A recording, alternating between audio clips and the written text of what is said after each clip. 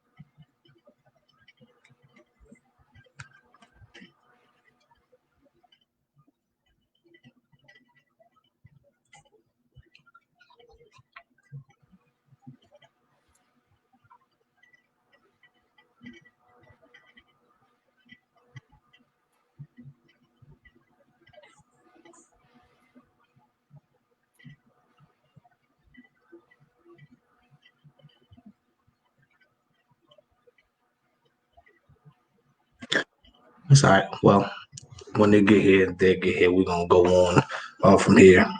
Well, I guess everybody, welcome to the Eternal Grind, the podcast. I go by the name of Eternal Grind Capo.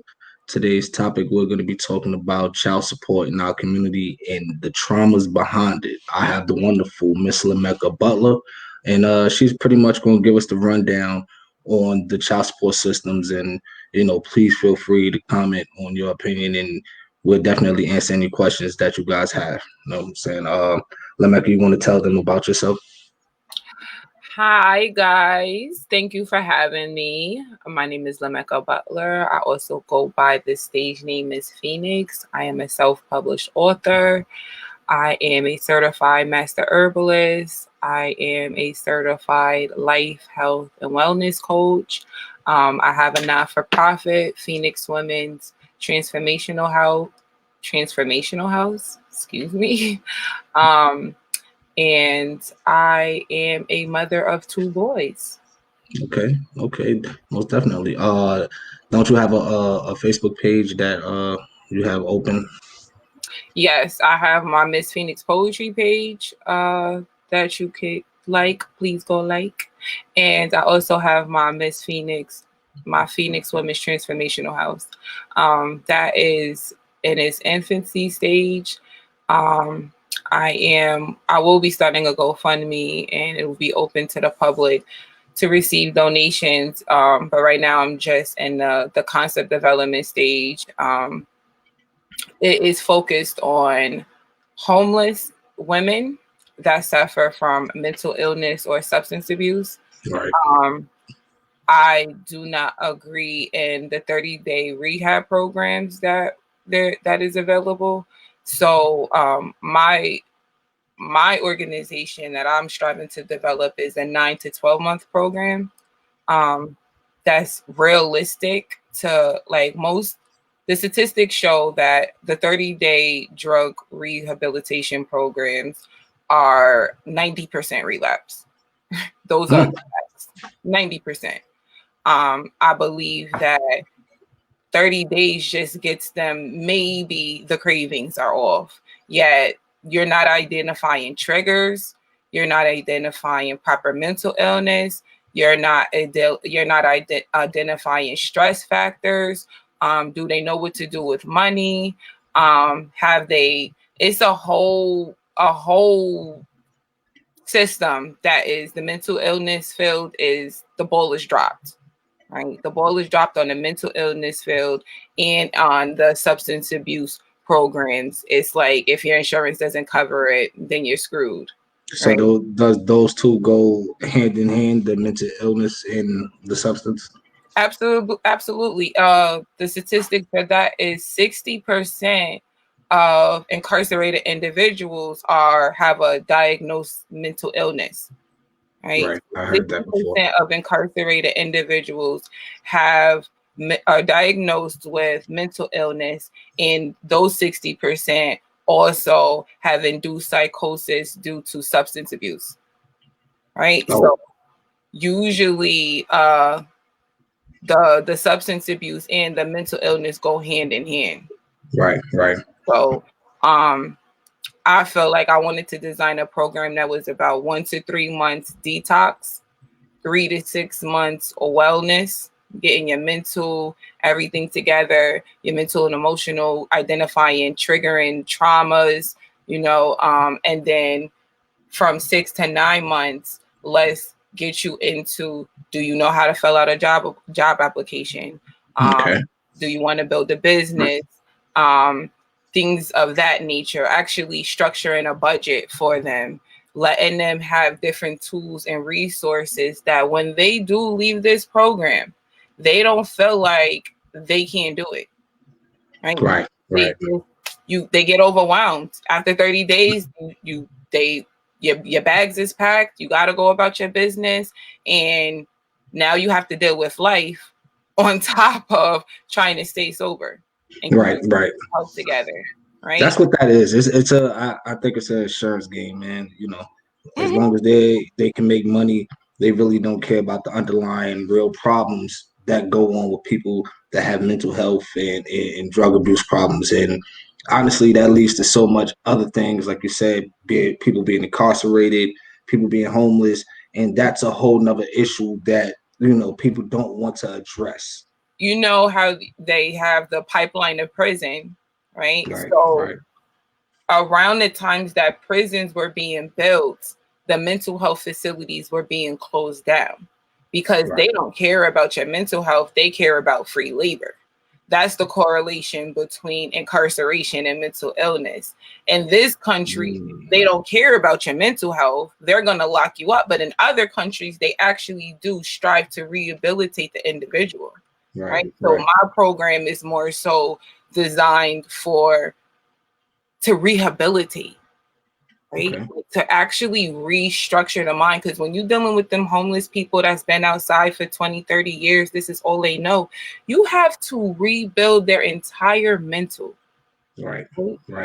It's a whole, you have to invite them into a whole new world that they're unfamiliar to. 30 days is not going to do it. Yeah. Right? But I'm one of those people that really care about the results and not the money. Well, see, that's what the system needs. It needs to be designed off of not purely emotions, but at least be thoughtful of the person that you're dealing with instead of just thinking them as a grant from the government or an insurance claim or whatever the case is. Absolutely. I want to get into this child support thing. You mentioned something to me earlier when we were talking over the phone about the nonprofit child support system. I would like for you to explain to everybody how that went. Right. So the non-for-profit child support started as a non-for-profit organization and now is a for-profit organization. It's pretty much like a credit card company, right? They charge the recipient that's receiving their services every year. They charge them annually a $25 annual fee, like a credit card company. Yeah. So even if the minimum child support payment that can be put into effect in New York State is $25 a month, that's the minimum, right? Okay. So if the minimum is $25 a month and you have an annual $25 fee, then there's a month that a mother, if that's her court order, she's not going to receive that $25. And it's like, so pretty much if her court order is just solely $25, nothing more, nothing less, for that month's payment is gone. It's just a fee back towards wherever. yep. Oh wow. Yep. It's just a fee. I was a customer service representative for New York State. Right. And I had mothers call and they say, I see that it's been deposited. When is it going to be dispersed? And I have to tell them that they're not going to receive their funds because it's the annual fee that comes out. Or if a mother's receiving $75 and then they realize that they only receive $50, they're like, what's going on? And I have to tell them that New York State child support charges an annual fee of $25. It's a one-time only payment and you're fine for the rest of the year. But if that mother relying on that $75. Like that's bullcrap. Are they telling them this up front when they go apply No, for child support? no, That comes later on. no. Or they just find out pretty They much. find out through processing. Wow. You are not told that when you apply for child support that it's going to be a fee, a $25 annual fee. Like what? Nobody even thinks about that. That's crazy. That's wild. So as far as men, right? There's a few men out here that's actually paying child support and take care of their children out of pocket. And when they take these receipts back to the judge and the judge tell them that it's a gift, why is that not accepted as a form of child support along with the payment? Okay, so how New York State goes is anything that is provided outside of the household for the non-custodial parent, it is considered a gift outside of that court order, especially if it's not monetary, like if it's not money, right? So what can be effective is putting certain things into a court order. So you can say, okay, I understand that you want me to pay this, Your Honor, this $300. However, I believe that it would be more efficient and more feasible if I pay $100. Yet I also provide school clothes, school supplies, etc. What are the chances of that being accepted in the courtroom? It's most likely it's able to be effective, but most people don't have it written out. So if it's not in the court order, it doesn't matter. Right? Oh, okay. So the whole piece is that they're just going to follow that court order. The biggest thing that I see, the biggest issue in our community is that the back child support, right? So the back child support really gets us. And I see a lot of brothers getting incarcerated. And then when they come home, they have a huge debt of child support because they did not do one thing, and that is a modification order.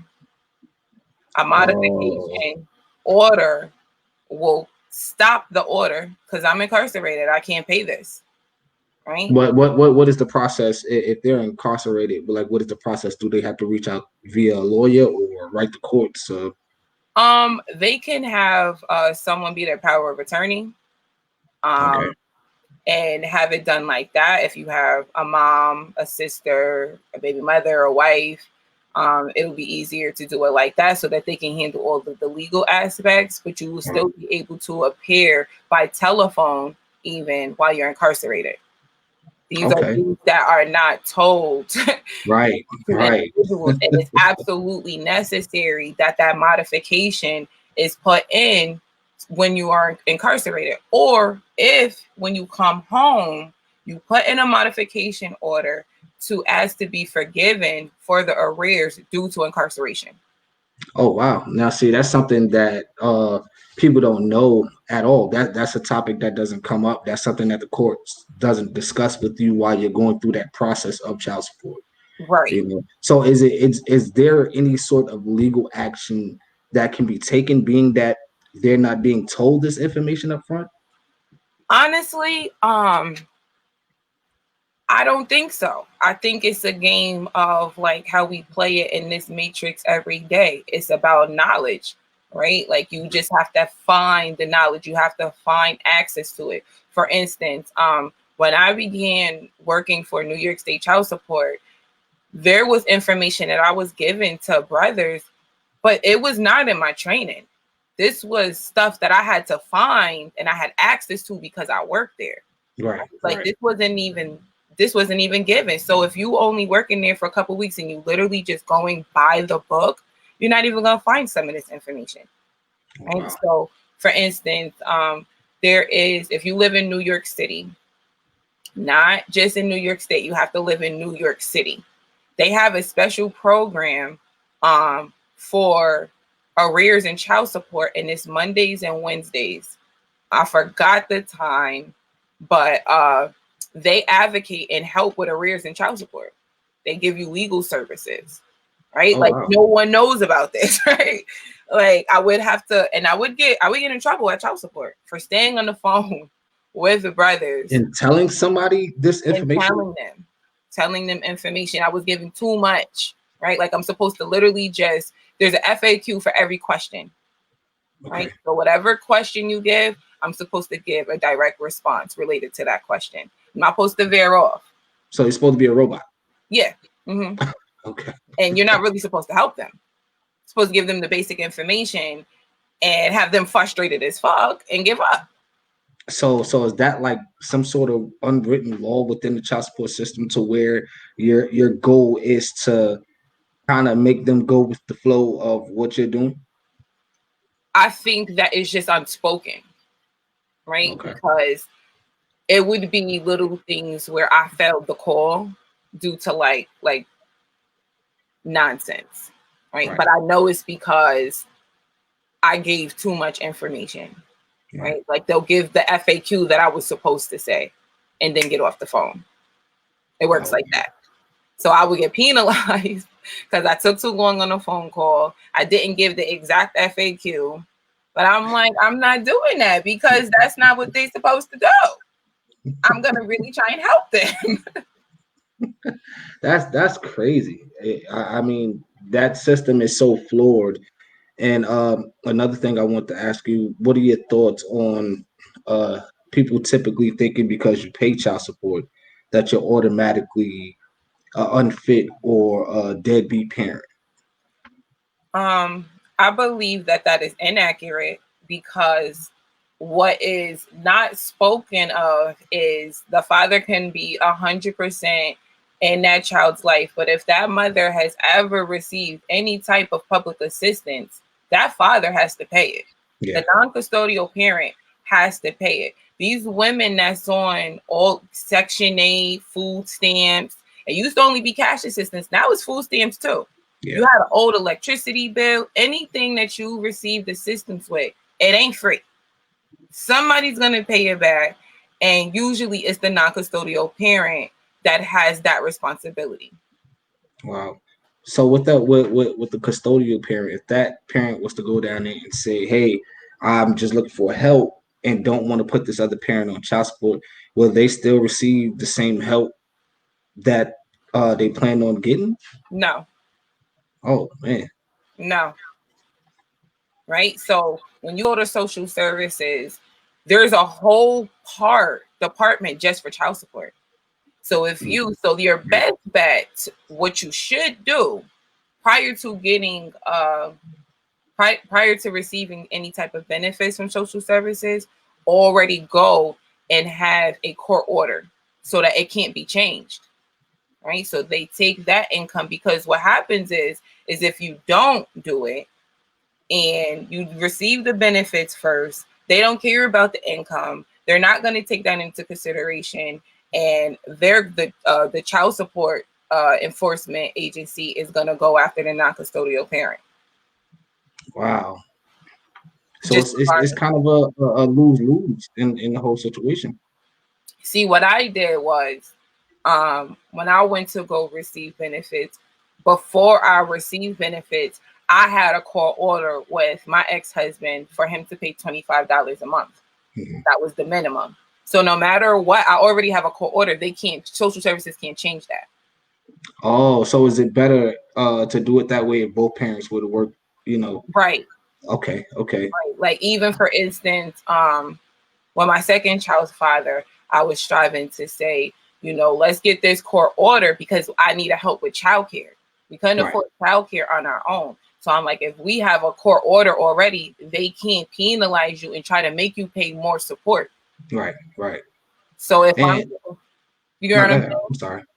So so I tried to make it so that it was $50 a month, right? Mm-hmm. So that $50 that he gives me literally just goes to the down payment that I have to pay for my portion of the child support outside of social services. Right. So they give a portion and then you have to pay. So that's how we have worked that out.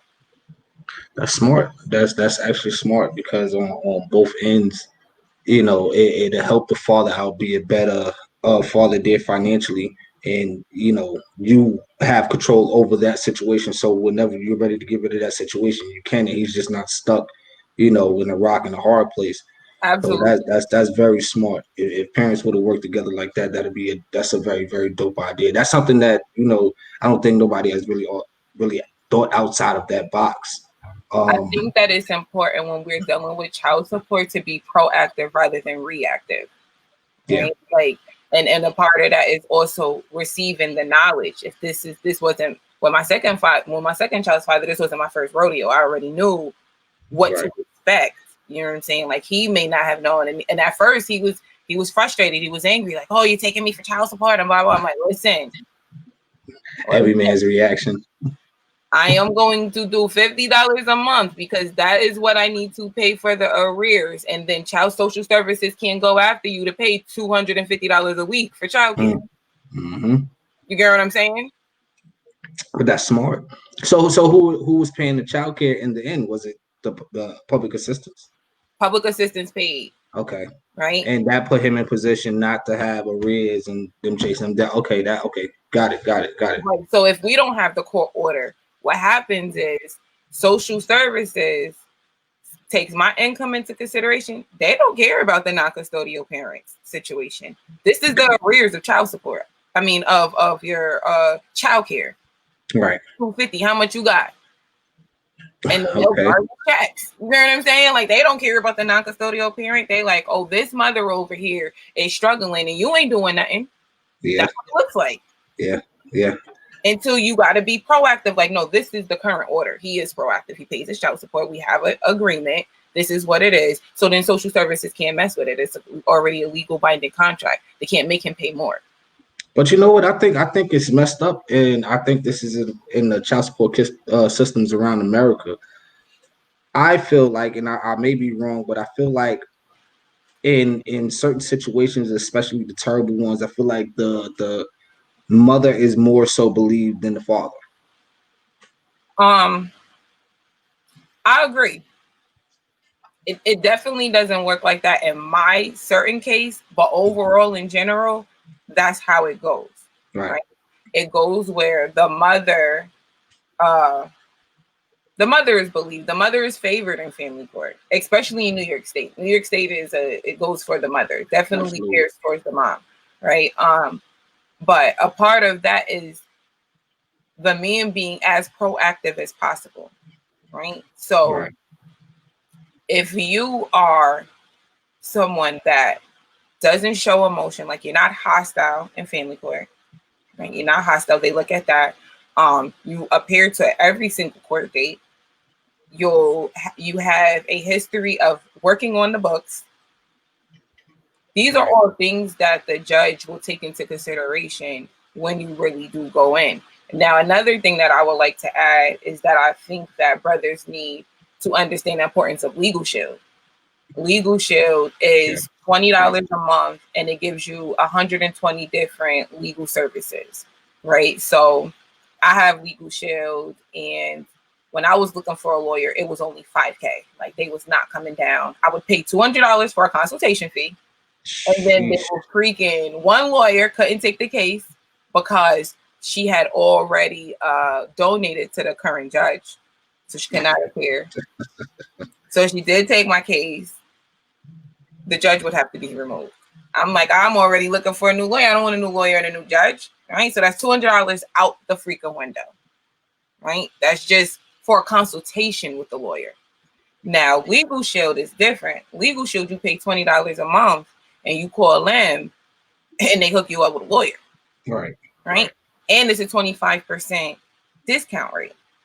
So instead of me paying $5,000, I paid $3,200 for a lawyer. Big difference. It's a big difference, man. But that's go in and deal with family court, right? But it's also but that's because I have a trial. That's not for an appearance. Legal Shield, you can just upload a document and they'll give you. You have the app. You upload a document and you get advice from different lawyers, just like that, within like 24 hours. Okay. Somebody's commenting, and I want to address it. I need to know exactly what you're talking about. You said, so are we not going to address the fact that most women are in real need and that most fathers really walk out? No one wakes up wanting to be a single mother, but if things go wrong, both parties should be responsible. Your response? Absolutely. I don't think that this is not a topic where we're condoning inactive fathers. We're Mhm. not enabling inactive fathers. We're not enabling brothers seeing these women struggle with their children. That's Mhm. not what we are about. This conversation is the quiet ones that actually do take care of their children and how the system is designed to screw them over. Mhm. I.e., there was a situation where when I was married, my husband had to pay child support.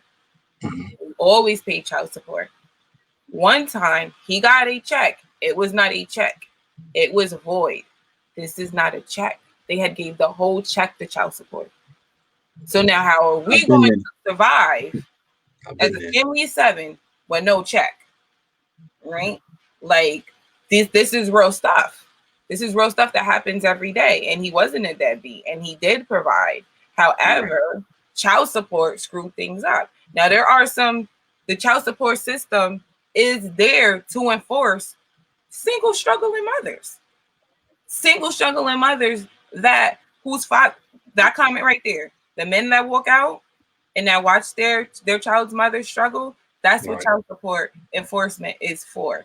However, there is a flip side to it where it does hurt good men that are active in their child's life that really don't know how the legal service works, the legal The system works. I think the bad part about that is I think a lot of times the dudes that are the good guys get the bad end of the stick, and the ones that's pretty much running from it and doing whatever they want to do, they don't deal with the consequences as much because I don't think they care as much, or they might not have a particular residence that they normally stay at, or they just can't be caught up with. And by the time they're caught up with, these children are 17, 18, 21, and it's really not much you can do at that point, I guess, as far as the system, because you're just a caseload number, you Mm-hmm. know. But I mean, the guys that actually pay their child support and take care of their children, they get threatened. Oh, we're taking your passport. You're going to jail. We're taking your driver's license. We're going to garnish your paychecks and stuff like that. And these are threats that's made off of small like mishaps. You may not get paid until next Friday, but your payment is due this Friday. Mm-hmm. You know And I've they seen don't. it happen. I've Yeah. seen it happen working there. Like, and let's and for the comment, right? I want them to think about when a mother is struggling Mhm. and it's just hard out here. No one is penalizing her, and there's not a microscope like you're not doing this for your kid, you're not doing that. There's times where us as mothers, it's like, damn, how we gonna feed them? How we gonna get Mhm. new sneakers? How we gonna pay this light bill? Yeah. Right? But no one has a microscope underneath them like this, right? Yeah. But a man, if it happens, they fall on hard times. Yeah. Yeah. And they have a microscope, like, oh, you didn't do that? Give me a license. Yeah. But if, Yeah. if it was reversed, like, yo, I'm just struggling. Like, can I breathe? Like, Yeah. can I? This is not for the men that's 5-10 years in debt for their children. This conversation isn't for them. This conversation is for their brothers. That's like, yo, I lost my job during COVID, and now I don't got no license because I don't have no job to pay my child support. So Yeah. now I don't have a license. So now how am I gonna get a job? Yeah. Those are the things that don't make sense to me because they threaten your livelihood to the point where you're like, okay, if I make $500 a week and you take 300 of those dollars and my car payment is 325, I'm already in debt because I can't make my full car payment, let alone my rent payment. Now my housing is in jeopardy. And then you take my driver's license. What if you do what I do? I'm a truck driver. If you take my driver's license, I'm through. So how am I supposed to go out here and get you guys money or the kids money or whatever the case is if you're constantly taking things from me? And it's starting to feel like that system is designed to break a man down mentally and emotionally, because I mean it's so much that comes with it, because once you go down to child support and you might have one of those baby mothers and she might be sitting there spitefully. What does that do for that whole entire relationship? You know? Let's talk about the mothers that call child support looking for their payment so that they could go party for the weekend. Right? Nah, Like, we're not talking about y'all, Atlanta. like, no, we're not talking about child. Maybe this is just New York, right? Like, maybe this is just New York where they take their baby daddy's child support and go partying and clubbing. Like, I've had that call. Like, this is not something like, but I'm supposed to go out this weekend, ma'am. Ma'am, you're supposed to go out this weekend, ma'am. That money is for the child. like, Is there a penalty for that? No. So, There's no law against that. If I'm a father and I know for sure and I can prove that my child's mother has been taking this child support money and going to party instead of doing what she's supposed to be doing, or my child cannot go into court and present this to a judge and say, "Hey, listen." You can present that to the judge, and then you know what you do. Also, you put in, due to this evidence, you prefer to provide the material things for your child and not give her money, right? So you say, okay. I don't feel comfortable, Your Honor, giving her money, but I will provide school clothes, I will provide this, I will provide that. Anything when it comes to schooling, we could go 50-50 on things like that. Like, there is no getting out of taking care of your children when you go into court, right? You just have to present it in a manner that is feasible for both parties, and it looks like you're being a responsible father and an advocate for your child. Right. It's really all about the child. A lot of men go into court and they're so emotionally destroyed that they don't effectively communicate or articulate their purpose in court. They so-called, oh, this dumb, da da da da da. And it's like, sir, stay focused. You have valid points, but the judge can't hear you because you're irate. Right. Man, that system is wicked. It is. Women are mass manipulators. So they'll do something like freaking text you right before the freaking court date to get you all riled up so you can look like a buffoon in front of the judge, right? Like, definitely. That's just how it goes.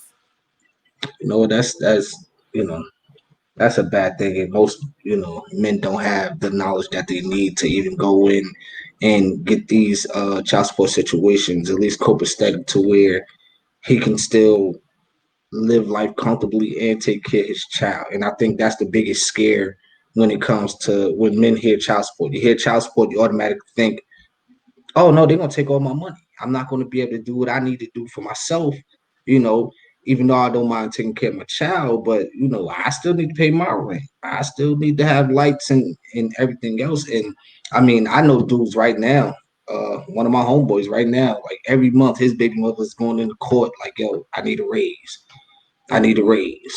Now, and the judge is banging it on him, giving it to her. Now, what I will say, if men don't want to pay that much in child support, then you need to be more physically active in your child's life. You don't want to pay that 50-50, then you know what you do, you get 50-50 custody. Like, Your Honor, I'm not paying this because he's with me, or he or she's with me 50% of the time. Is that a separate process? Yep, it is. It's because there's child support and then there's custody. So if you have joint legal custody and it's 50-50, that can be a proof in child support. Like, because what they're saying is how child support works how it looks at it is this child is with the custodial parent 99% of the time. You have to include rent, electricity, food, school clothes, water. You have to incorporate all of that into the child's needs. So your child support that you're paying, it may seem like it's so drastic, but in the judge's eyes, it's like, no, it's not. Can you provide this? So if you can prove like, yeah, I do, because my child is with me 50% of the time. So you take in my rent, electric, you know what I'm saying? Everything that I have to provide when my child is with me. So I don't think it's that hard for active real fathers that live in the same city with their child to say, you know what, I want my child Thursday through Monday. That's how my son's father had it. He had his son Thursday through Monday. Picked him up Thursday, and dropped them off on daycare on Monday. I picked them up from daycare on Monday, had them to, it's 50-50. Right. Do you think families that go through the child support system should do counseling? Absolutely. Do you think Absolutely. it should be like a mandatory process for certain situations? Because a lot of these situations are going on solely because they have so much animosity towards each other. It's a spiteful headbutt, you know. It's like, well, you left me, I'm gonna ruin you financially. Oh well, you with this dude, I'm not gonna pay, child support, let you struggle, whatever, let him take care of what I think, those type of people need counseling. Absolutely. I think that even for the man that is not being spiteful, even for the woman that's not being spiteful, the immediate reaction that you see from a man is stress when as soon as they hear child support. They are riddled with anxiety. They are riddled with anxiety. That Absolutely. leads to depression, Absolutely. right? So you're if it messes with a man, like a man is meant to provide, and you put him in a position where he don't feel like he's going to thrive and be able to provide and for his own household and his child, that's not healthy upstairs. Mhm. That affects his other relationships with women, right? His interpersonal relationships that he's building now is affected. So Mhm. yeah, I definitely agree that there should be therapy. I'm an advocate for therapy for everything. For everything. Go I'm get not. everybody know her mental. Yeah, we all need therapy. Period. Hey, yeah, that's for sure. I know I do. We either got Uh, PTSD, anxiety, depression. It's something, right? Like it's just something. something that's either willing not willing to be admitted or addressed, and especially in our community. I think the pride issue, not wanting to say things out loud or say what's bothering us because the fear of judgment goes a long way, and that ends up turning into a deep depression, like you said, PTSD. First of all, we're raised in trauma situations just by being in the hood alone, so that's like a whole nother story. Something else that I wanted to ask you about that we talked about earlier is what you said about the mother pushing what is the daughter by seeing her as competition. Yeah. So the black woman in the urban community is really detrimental. A lot of people will blame it on the black man, but like I said to you earlier, the African proverb is you educate a man, you can educate a family. You Right. educate a woman, you can educate a nation, right? Mm, So the women have to be responsible. We are so messed up in our minds where we look at our daughters as competition once they become a teenager.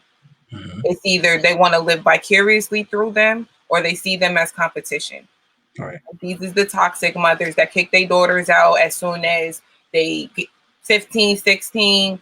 You want your daughters to work, go to school, be Cinderella, take care of your kids. And if she's not doing anything that you say, that you control, like she's in a freaking dictatorship, then she's out the door. Right. And you're like, oh, she could survive. But our sons, we coddle, we baby them.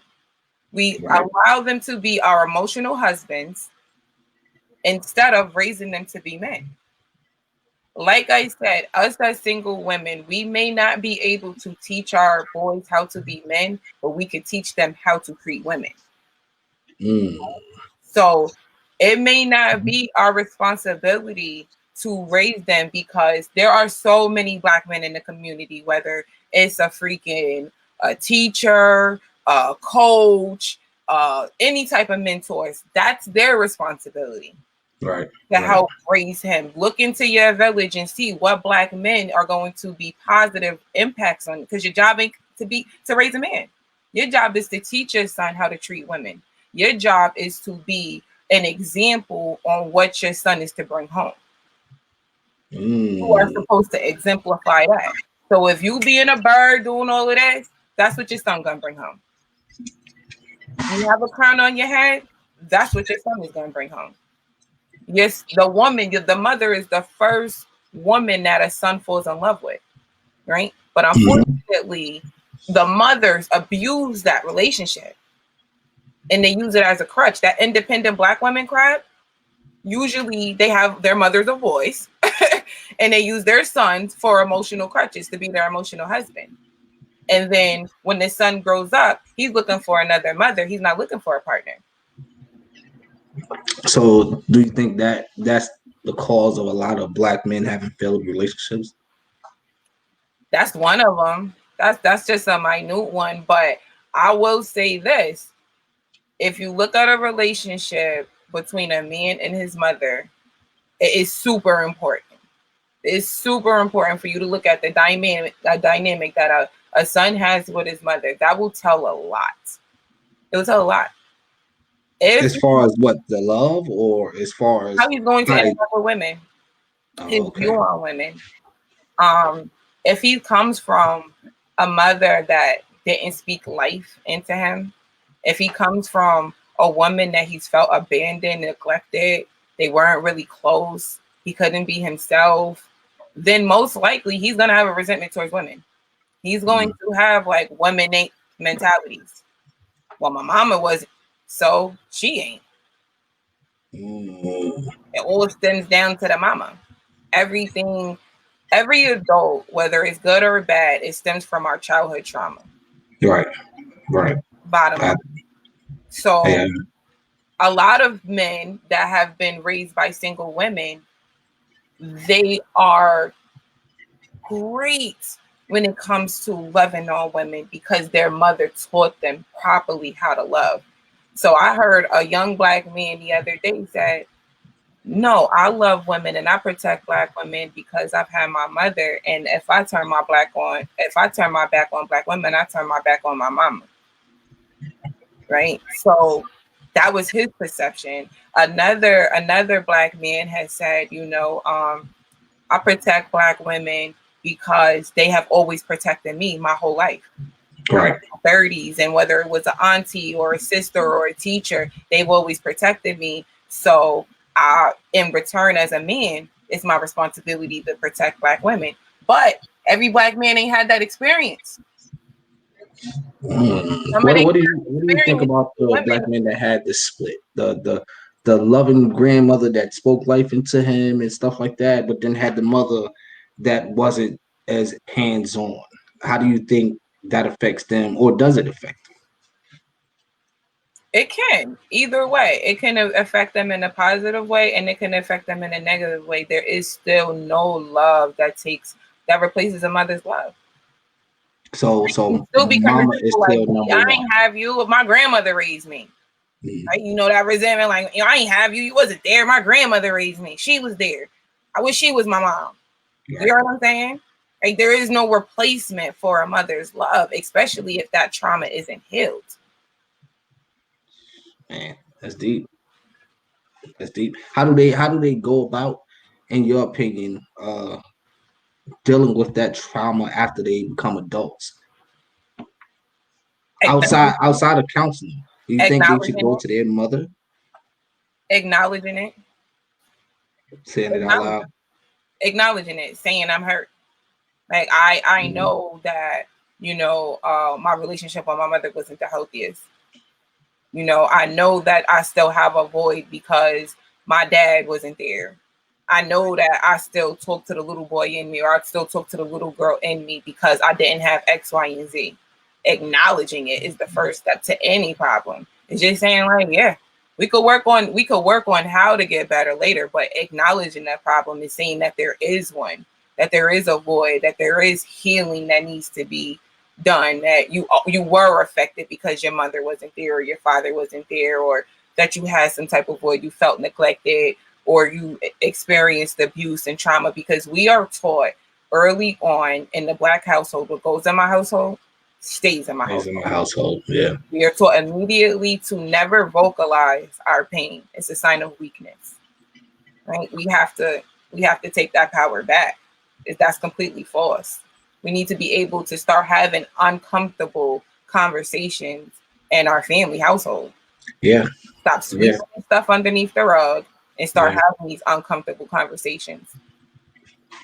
That I definitely agree with that 100%. I think the biggest thing, especially in our communities, is real conversations of things that happen to us or things that we're feeling. We don't address it in our household. We address it to our friends, and it depends what friend it is, but we address it sooner or later. But we never address the problem head on, because I don't think addressing the problem with the person that you have the problem with is going to be as receptive as you want them to be, and that's going to lead to a whole nother problem. What was it? It was a poet that said, expectations are just down payments for resentment. Mm-hmm. Right? Like, sometimes acknowledging the problem does not mean that you're going to find closure from the individual that assisted in your trauma. Sometimes you have to be comfortable with not never receiving a sorry or an apology. Right? Yeah, that's very true. It happens, right? Some people are never going to get there. And when you forgive and you doing your healing part, is for you, it's not for the individual. This is where boundaries come in, right? Like, this is where healthy boundaries come in, where it's like, I acknowledge that you hurt me. And I also acknowledge that I'm going to love you from a distance, right? Like, because where I'm going, we can't go because you're not ready to really acknowledge your nonsense. You're not really ready to acknowledge your toxic traits. So I'm going to have to leave you over here so that I could stay mentally straight. It's about having boundaries and not looking at titles: mom, dad, sister, brother. Toxic is toxic, regardless of the title. Do you think people most likely stop or hinder themselves because of titles? Absolutely. Absolutely. Because the person bearing the title gives a selfish entitlement. Like, I'm your mother. How dare you question my life? I did the best I had. I did this, did it. And it's the entitlement of the mother. Right. It's the entitlement. Oh, I'm your sister. Of course you're supposed to help me. I'm baby girl. Da, da, da. It doesn't matter that every time I give you money, you smoke it up. Right. Right? It's the title. That's my sister, or I'm my brother's keeper, or I have to do. It's that trauma bound. When most people that are in the urban area, their relationships are really trauma bound. You take the trauma out of it, they don't have much in common. They don't even like each other. Right? So how do we start having healthier boundaries with individuals? Mama, daddy, sister, cousin, grandma, whoever is the toxic one, it need to be boundaries. But we're not taught boundaries in the hood. We're not. How do you set them? How do you set them? What do you say to this person to set a boundary on your energy? Okay. I could give you an example, a real life example, right? So I have a tumultuous relationship with my mother. Tumultuous. We do not get along at all. We tolerate each other for my son, and that's it. But the older my son gets, the less I have to talk to her, right? So she'll still try to bait you in to the toxicity, right? She'll bait you in. She texts my phone with some nonsense, and she's like, "Oh, this is Karan's Nana. That's my son's name. X, Y, and Z." So it threw me off. I'm like, Karan's Nana? Does she know his name? Right? Like, dude, you're my mom. Like, what? Right? So I email her because I call her and I say, "Hey, what's going on? What's going on?" She says, "I just told you that." And I was like, "Whoa, why are you yelling? Right. Why are you yelling? You can't be that weak." And so she says that, and I'm like, click. I'm not, too early. I can't. I didn't even pick out my fro. I didn't get to sleep out my eyes. I'm not dealing with this nonsense. Right. So I email her and I copy and paste the text message so that she knows verbatim exactly what I'm talking about, where I'm coming from. And I explain to her where my issue is coming from regarding my son. And then I leave it at that. She responds, but then when she responds, she takes it out of Karan, my son. She starts talking about, she makes a comment about my business. And when I give my rebuttal about my son. And in the closing, I say, listen, with all due respect, let's keep this on Quran. My business, my personal life, and everything else is off limits for us to discuss. Right. Simple. It's not hard. Right? I'm like, we don't tolerate each other. We're not going to be phony. We don't have the mother-daughter relationship. Let's just strictly keep this on Quran. We only got 6 more years to go, babe. Simple. Like, I'm not. And I said, I was like, I don't know who like pissed in your Cheerios this morning and you wanted to dump on someone, but you can't dump over here. I don't allow it. Right. So when we're in toxic relationships, we usually are used to toxic behavior. You're like, okay, we don't acknowledge it. We're passive aggressive. Like that's just them, and we go vent to someone else. No, you set it straight right then and there. You have to teach people how to deal with you. Correct. Everyone. I definitely agree with that. You have to teach them healthy boundaries. What's good, what's bad, what you tolerate, what you don't tolerate. Simple. That takes patience, though. It takes patience if you care about the person, because I don't care about people. I just cut them off. Simple. Like simple. I don't have a lot of people because I don't have a lot of patience. No, right. Really, because I also deal with, are you an asset or a liability to me? If you're an asset, I'll be patient with you. Right? Like we're gonna have to work this out because you're an asset. You're a liability. I'm not teaching you anything. Striked out. Goodbye. You serve me no purpose. It's a wrap. It's a wrap. But you know what? I think everybody should try to figure that out with the people around them. That's just like, you know, how the millionaires say, oh, I became a millionaire because I only hung out with millionaires type of thing. I mean, I think you should definitely evaluate the people around you. Listen, especially as an adult. If you are around 9 broke individuals, you're going to be the 10th one. Yeah. You around 9 millionaires, eventually you're going to be the 10th one. Yeah. It's not that hard. You shouldn't hang around people that are exactly on your level, because that's when you stay stagnant. You should be finding, like when I'm on Clubhouse, I'm in $1 million chat rooms and stuff. I'm not no millionaire, but I'm gonna pick these brains. Okay. Right. Like they could teach me something. I bet you it's something. If I stay quiet enough and I'm in that room long enough, I'll learn something. No, we want to be trauma bound. We want to be around people that look like us, that talk like us, that's been through around the same stuff as us. We ain't gonna learn nothing. Yeah. But you know what? I was watching TV the other day, and I don't know if it was the Breakfast Club or something. And it was a young dude. I think it was Rowdy Rich, if I ain't mistaken. It couldn't, don't misquote me. But he was like, we sell trauma as people. If you look at all our movies, our music, that's what we sell, and that's what we normalize because that's what we're used to. We don't think outside the box, and we're probably the only community that actually sells trauma. I kind of disagreed because I'm like, you got all these action movies and and all the rest, but the way he broke it down, why you say that? Because there is always a typical angry Black woman. There is always a stereotypical gangster Black man. That's true. There's always there's a stigma attached, right? And if you get caught in that role, it's hard to get up out of there. It's hard to remove yourself from that role, right? When I know certain actors that won't take certain roles. Like, what do you mean that this young man's mother is a single mother and she's a crackhead and this, and where's the father? Like, that's typical, right? There's certain individuals that won't take roles like that because they're like, nah, I'm not even going to get caught up in that stigma for my career, right? We get desensitized to police brutality. We get desensitized to our trauma. So it's easy for us to just tell a story and sell it instead of, okay, so in a group chat and Clubhouse, there was an individual that says, we give so much of ourselves. Like my poetry is traumatic. I ain't gonna lie. It ain't dandelions and sweet, right? So it can be triggering. How as our artists are we going to be responsible for our observers? Right? Like, so you just give a trigger warning and that could send somebody else on the other end. Right?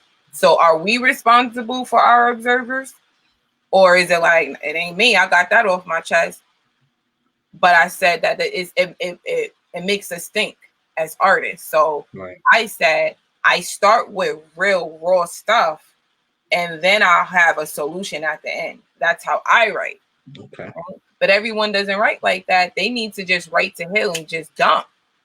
That's the good thing about being an artist, is that you healing yourself as a poet, writing through your pain, turning your pain into power. But I do think that as creators, we do have to be responsible for our observers, right? What is this little black boy, if they see this, hear this, what are they going to take away from it? What is this little black girl? Is it going to start a conversation? Is it going to spark the mind? Is it going to trigger? Is it any type of positivity into it? If we not doing that, then it's redundant and it needs not to be done. Mm-hmm. Not right now. In 2021, we don't have no more room for like things like Friday. Sorry, I know it's a classic, but we don't have no more room for that. Oh man, you done killed the classic. Oh man. I'm just giving an example, right? Like, it's great, it's cool, but that's not what we need to be working on in 2021. Movies like that. Right. You know what I'm saying? Just giving an example. It's a classic. It's cool. It's nothing wrong with it. Huge Friday fan. Huge fan of this level. Speaking of movies, there's a deep movie that Spike Lee, I think it drops on demand today, if I'm not mistaken. I can't remember the name. It's Spike Lee's latest joint, where the roles are reversed. Black men take control over the police that brutalized them and kind of made them see what they were going through and put them through the same traumatic situations and stuff like that. I want to catch Anything that. that Spike Lee does makes me just sit on the edge of my seat. It makes me so proud. I freaking love him. I don't watch TV, but I will watch a Spike Lee film. Like, Spike Lee joint. I will. Like, I love me some Spike Lee, and he's so loyal to the Knicks. Like, how can you not love him? Like, he is a loyal New Yorker. Right. Yeah. And he loved the Knicks like I love the Knicks. I love you, Spike. Loyal to them Knicks, baby. He's loyal. I ain't gonna hold you. I Ben became a Boston fan. Like, and like high school. When KG and all of them was on the same team, I was conversation just went left. Oh man. No, I'm a traitor. Sorry. I'm a traitor. Oh man. We're probably going to wind this down, man. We've been rocking for a while. Had an amazing conversation. I appreciate you for coming up here and being my first guest and kicking it off for me. Could you tell the people again where to find your wonderful poetry? Because I watched the video on your page, man, when you was killing it. You know? Right now I'm in the process of rebranding, so my poetry books are not for sale. But my urban novel, you will want to catch that. It is available on Amazon. It's called Exile. The concept is Set It Off meets the Black Panthers movement. So it's like 5 bad chicks running around upstate New York, robbing the biggest drug dealers and putting the money back into their community type. You can also, my YouTube channel is MS.PHOENIX Poetry. Same thing for Instagram and Facebook. And my clubhouse is Phoenix_poetry. Okay. I believe that's it. I think that's all my plugs. My business page for my non-for-profit, Phoenix Women's Transitional House. You can find that on Facebook as well. All of the links from my websites are on my business pages on social media. Yeah, most definitely. All of these things I'm definitely gonna put in a post on the page, so you guys can go ahead and click on it and go ahead and follow those pages and get with her about whatever your needs are as far as poetry, man. She's dope in that. She's a dope writer, the whole nine, man. Her nonprofit, how she focuses on the community and really gets things done. I appreciate everybody for tuning in tonight. Thank you for having again, me, Ms. Phoenix. I'll get with you guys probably tomorrow on Prank Call Sundays. So make sure you comment and leave some numbers and people I need to call and get on their nerves tomorrow. I appreciate everybody. Peace out.